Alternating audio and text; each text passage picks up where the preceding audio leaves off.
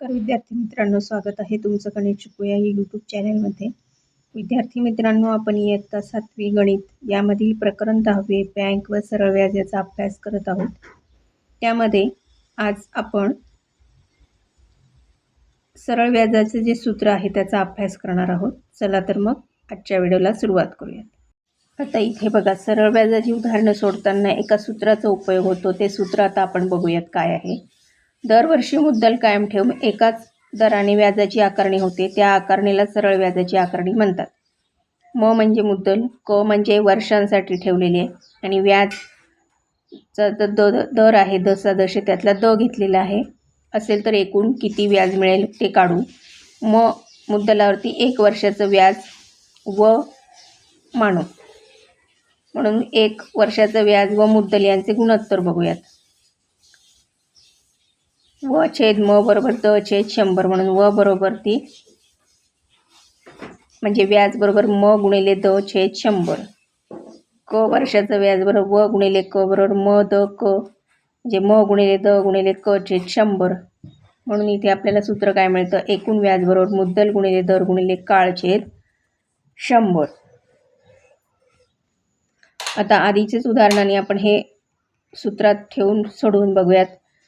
वरील त्या उदाहरणामध्ये मुद्दल किती होती, 25,000 रुपये, दर होता 8% व्याजाचा, आणि क होते 3 वर्ष। मग ह्या मुद्दल, दर आणि काळ यांच्यामध्ये ह्या सूत्रामध्ये आपण ह्या तीनही किमती ठेवल्या, उत्तर आपल्याला 6,000 रुपये मिळालं। म्हणून एकूण व्याज 6,000 रुपये